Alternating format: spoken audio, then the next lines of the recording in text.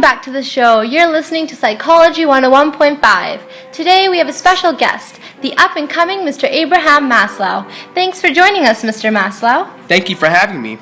Mr. Maslow, could you introduce yourself and the work that you do for our listeners? Absolutely. I'm currently working in the groundbreaking field of humanistic psychology.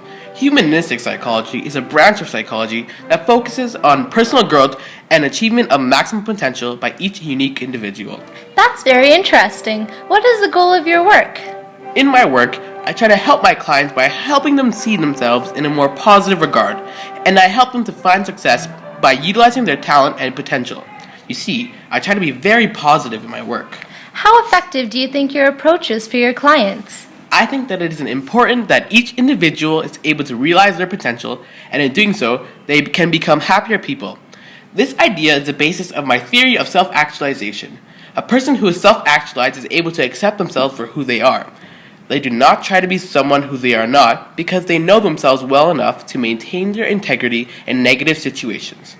Before an individual can become self-actualized, their basic needs must be met. These basic needs include physiological needs such as food, water, sleep, and shelter. From there, an individual builds himself up until they become self-actualized and are able to be creative, problem-solving, and act within morality and be accepting of others. That's a fascinating theory. How are you able to come up with this? Well, the basis of my theory was based on my observations of successful people in our society. I actually began my study of human behavior in 1941 at the Brooklyn College, where I studied my two mentors, Ruth Benedict and Max Wertheimer. They inspired me to begin my research into the behavior of successful people.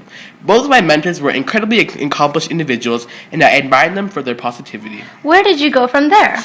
I began inquiring into the lives of other exceptional individuals. Throughout my work, I even studied Abraham Lincoln and Albert Einstein. That's extraordinary. What did you learn from your observations? I found that the most successful people are those who can adjust in great times of emotional strife and, as a result, become more productive. They experience moments of intense satisfaction, and I believe that these peak experiences are what drives them to be creative. That's a very different outlook on human behavior than what I have heard of. What are your thoughts on the theories of psychology that exist today? The two dominating branches of psychology that currently exist are behaviorism and psychoanalysis. Interestingly enough, these two branches are very similar in that they both have a negative view on human behavior. This pessimistic view is what drove me to create a theory completely contrasting those before it. Where behaviorism and psychoanalysis focus on determining what was wrong with an individual, my approach focuses on helping an individual succeed and the positive aspects of human behavior. There's been some controversy over your approach in the news lately. Some critics have said that your approach is very biased, since it focuses solely on the positive aspects of human behavior. Many claim that your observations of self-actualized people are opinionated, subjective, and invalid. What are your thoughts on this? Human behavior is very difficult to quantify and measure, and by doing so, you are limiting the value of your results. My critics are desperate for empirical data, and this prevents them from analyzing results from different perspectives. While I disagree with the negative approach of behaviorism, you need both a positive and a negative approach to study something as complex as human behavior. How do you foresee the future of humanistic psychology? Well, there are two promising bright psychologists that have been contributing to the development of humanistic psychology. Carl Rogers' views are very similar to mine in that he views his clients in a positive regard. Rogers focuses on developing a positive view of oneself by rejecting conditions of self-worth. Conditions of worth are requirements that must be met by an individual in order to receive positive regards from their friends and family. How do conditions of worth influence the way someone behaves? Well, conditions of worth are restrictions created by oneself to suppress negative aspects of their personality in order to please others. For example, a man learns that his mother becomes cold and distant from him when he gets angry. As a result, he tries to suppress his feelings of anger.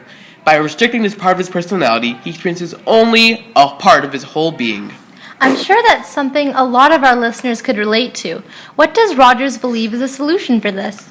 The solution is to develop unconditional positive regard for others. Unconditional positive regard conveys the feelings that those around you accept you as a person for every aspect of your personality. An individual becomes fully functioning in the sense that he is able to develop all their potential and be open to all their feelings. So, you've talked about Carl Rogers, but you mentioned that there were two up-and-coming psychologists. Who is the second one?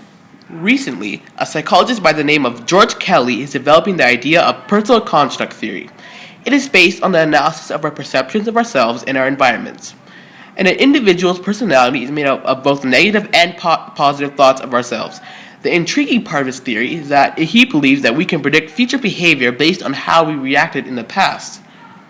Well, Mr. Maslow, I think the work that you and these other humanistic psychologists have done is truly incredible and novel. It's been a pleasure having you join us on the show. And thank you again for having me. We'd love to have you on the show again, but sadly, our time is up. You're listening to Psychology 101.5. Check back next week for a segment on the crazy historical approaches to psychology. Here's a sneak peek. It was once thought that the shape of your head could reveal your personality. This is Jacqueline, signing off.